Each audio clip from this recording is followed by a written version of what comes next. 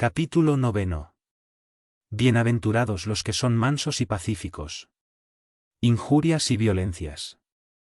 Instrucciones de los espíritus, la afabilidad y la dulzura.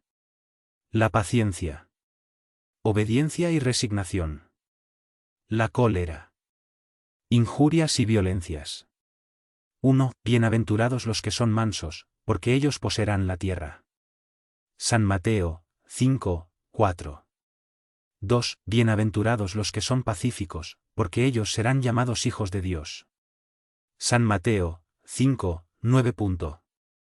3. Habéis oído que fue dicho a los antepasados, no matarás, y aquel que mate merecerá ser condenado ante el tribunal.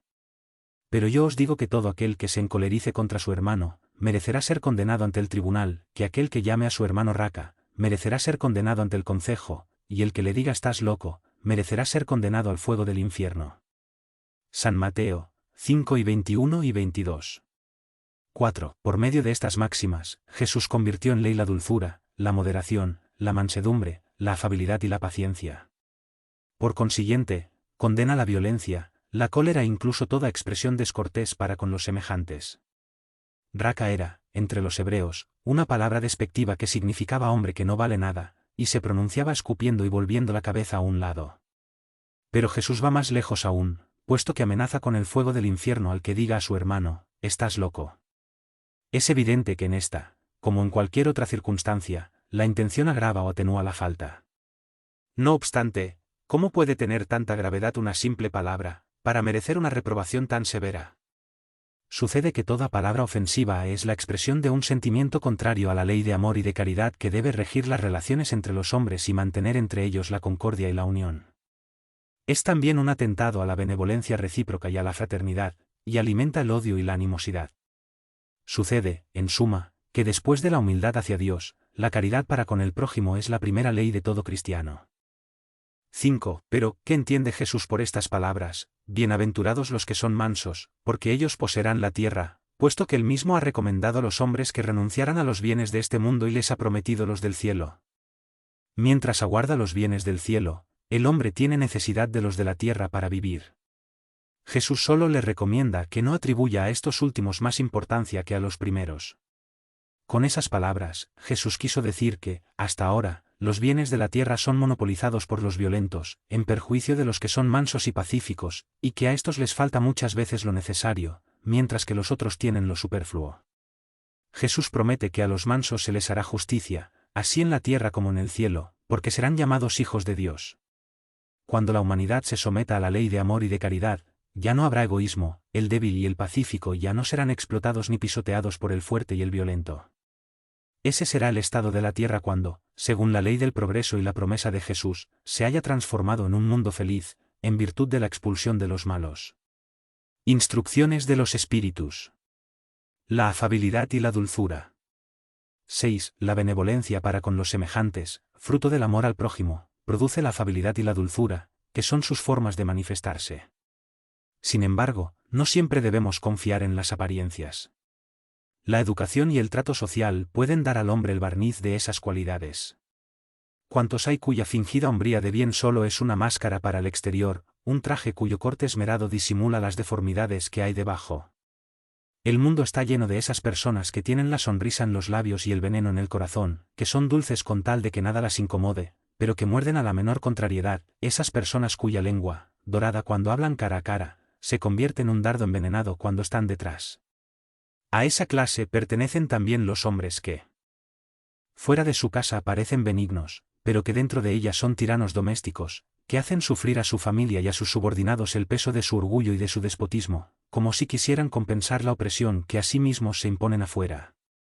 Como no se atreven a hacer uso de la autoridad para con los extraños, que los llamarían al orden, quieren al menos hacerse temer por los que no pueden resistirse. Se envanecen de poder decir, aquí mando yo y se me obedece, sin pensar que podrían añadir, y me detestan. No es suficiente con que de los labios broten leche y miel. Si el corazón no participa de algún modo, solo se trata de hipocresía. Aquel cuya afabilidad y dulzura no son fingidas, nunca se contradice, es el mismo tanto ante el mundo como en la intimidad. Sabe, por otra parte, que si con las apariencias consigue engañar a los hombres, no puede engañar a Dios. Lázaro. París, 1861. La paciencia. 7. El dolor es una bendición que Dios envía a sus elegidos. No os aflijáis, pues, cuando sufrís. Por el contrario, bendecid a Dios Todopoderoso, que mediante el dolor en este mundo os ha señalado para la gloria en el cielo. Sed pacientes. La paciencia también es un tipo de caridad, y debéis practicar la ley de caridad que enseñó Cristo, el enviado de Dios. La caridad que consiste en la limosna que se da a los pobres, es la más fácil de todas. Pero hay una mucho más penosa, y por consiguiente, mucho más meritoria, la de perdonar a aquellos que Dios ha colocado en nuestro camino para que sean los instrumentos de nuestras aflicciones y para poner nuestra paciencia a prueba. La vida es difícil, ya lo sé. Se compone de 1000 frioleras que son otros tantos alfilerazos que acaban por herir. Pero si estamos atentos a los deberes que se nos han impuesto, a los consuelos y las compensaciones que por otra parte recibimos, entonces habremos de reconocer que las bendiciones son mucho más numerosas que los dolores. La carga parece menos pesada cuando miramos hacia lo alto que cuando doblamos la frente hacia el suelo. Ánimo, amigos, Cristo es vuestro modelo. Él sufrió más que ninguno de vosotros, y no tenía nada que reprocharse, mientras que vosotros tenéis que expiar vuestro pasado y fortificaros para el porvenir.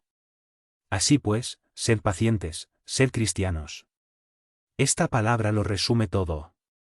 Un espíritu amigo. El Havre, 1862.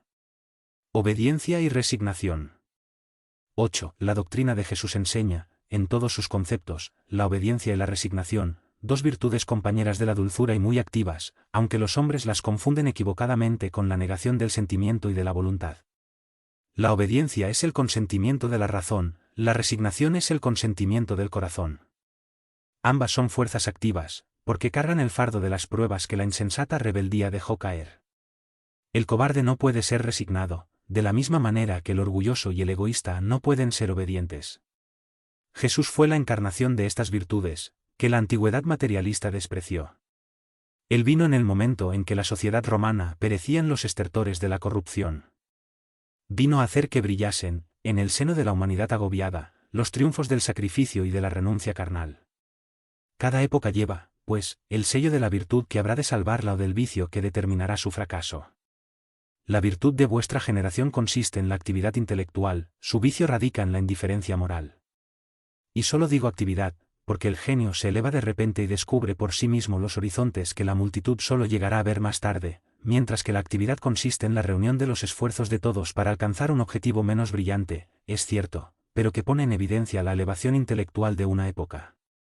Someteos al impulso que venimos a dar a vuestros espíritus, obedeced a la gran ley del progreso, que es la palabra de vuestra generación.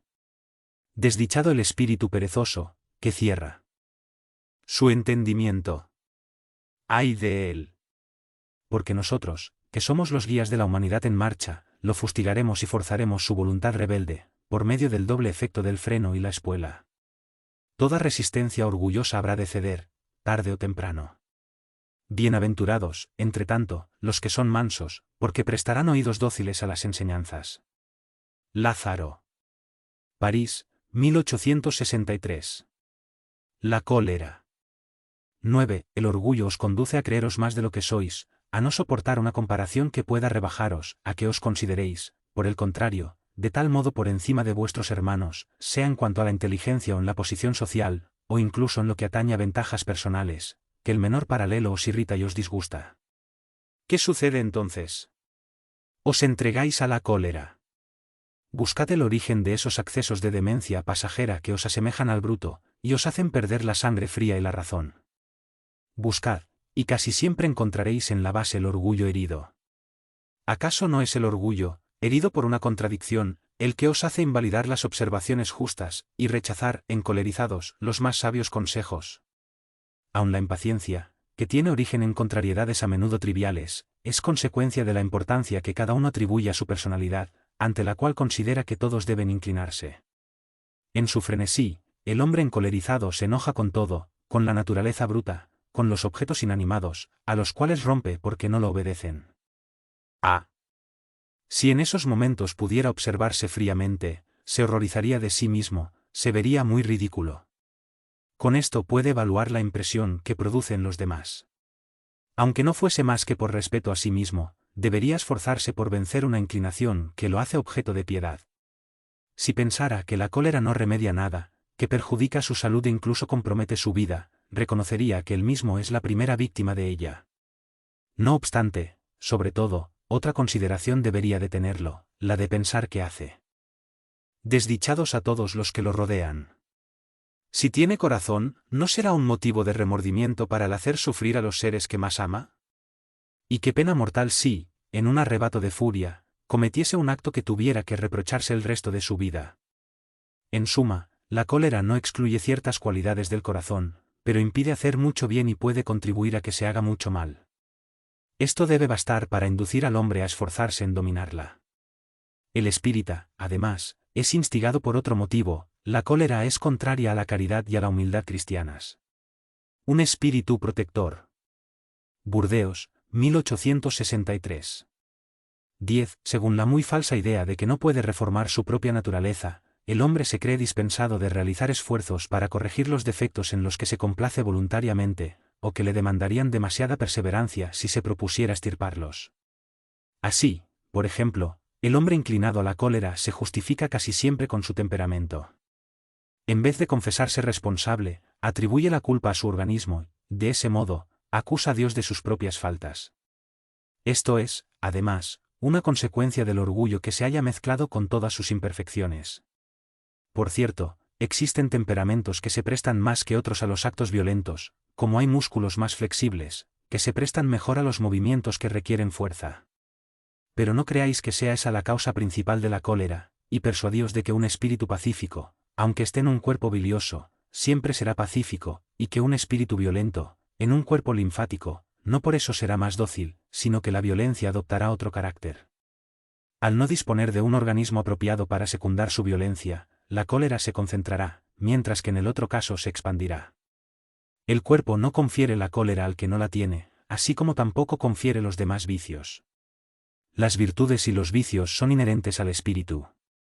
Si no fuera así, ¿dónde estaría el mérito y la responsabilidad?